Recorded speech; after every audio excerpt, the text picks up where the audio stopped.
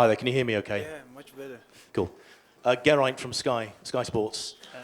Just wondering how you and the players are focused, how you focused on this game and how you're preparing for it, given what happened last week, both on the pitch and off the pitch.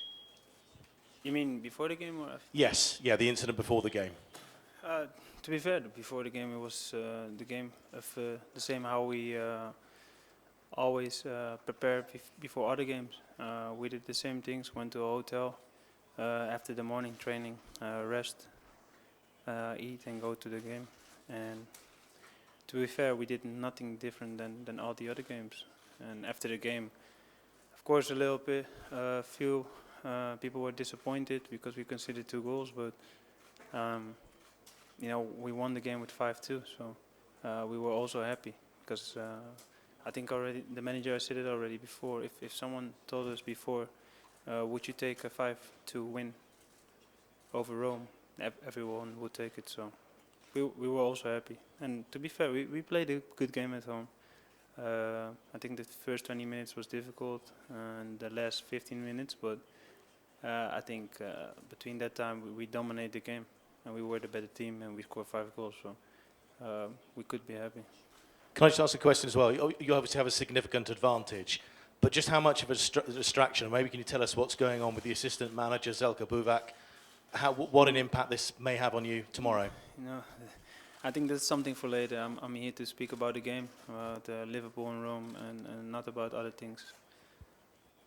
Just another one on the game. In terms of, a lot of people saying it's 1 foot in the final, how do you stop that a complacency falling in? No, it's no foot in the final. You can only go with 2 foot in the final or none. So, strange things happens before already with games in the Champions League. So I think Rome already showed that they can turn things around. They showed it against Barcelona. So we have to be aware of that. And we already showed that we can keep the lead against City. So they have to be aware of that. So I think you will have two teams that have confidence will play to each other, against each other, sorry.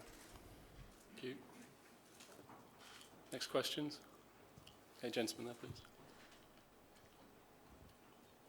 please.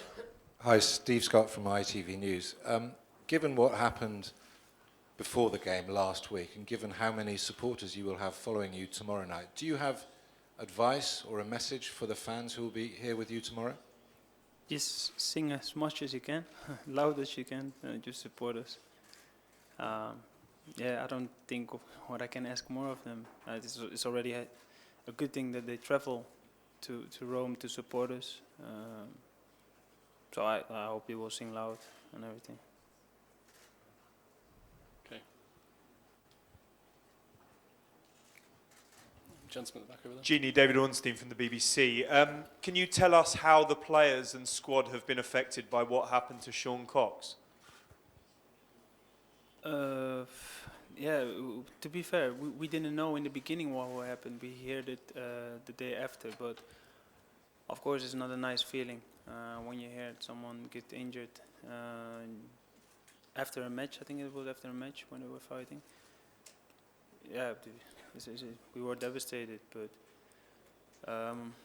you have to think about so much more things than only that. So we had to go further and go on, but of course we felt it because it's a game. I think a game of joy. Everyone has to enjoy it, and everyone has to be safe. And also after the game, I think it's not a good thing that this happened to him. Is what happened to him an extra motivating factor to you as players and a club? I think those things, it's not good to wait for those things to motivate you. If you already play a game in the Champions League, you already have to be motivated. So, we are already motivated. And just finally from me, what would it mean to you players and this football club to reach the Champions League final so close now? A lot, I think, for everyone. From the moment that you start playing the Champions League, it's already a big thing when you come farther in the tournament. So it would be a big moment for all of us, I think. Also for Liverpool, for the supporters, and also for the team. Eccoci, buonasera, ciao, Marco Juric, gianlucadimarzio.com. Volevo sapere, vista la tua amicizia con Kevin Strootman, vi siete sentiti in questi giorni? Vi siete detti qualcosa sulla partita di domani? Grazie. I speak with him after the game when we played at home. Yeah, and we spoke about the game, about everything, but I didn't spoke to him since then, so I didn't spoke to him. Any other questions? No? Oh, gentleman there. Ciao. Senti, la Roma in questo percorso di Champions League ha vinto, nel girone di qualificazione ha fatto 3 gol al Chelsea qui all'Olimpico, poi ha vinto in rimonta con lo Shakhtar Donetsk, ha vinto col Barcellona quando nessuno pensava potesse farlo, vincendo 3-0. Questo effetto olimpico vi fa paura, oppure insomma ve l'aspettavate una Roma che riesce così a ribaltare i risultati negativi all'andata? Perché comunque è una squadra che ha preso 9 gol in 2 partite in trasferta, però poi ribalta le situazioni.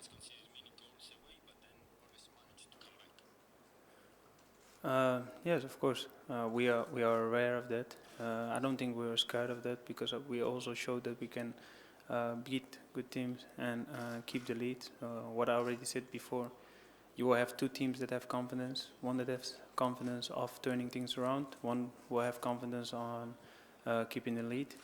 So it's going to be an interesting game. But yeah, we're not scared, but we are aware of their quality.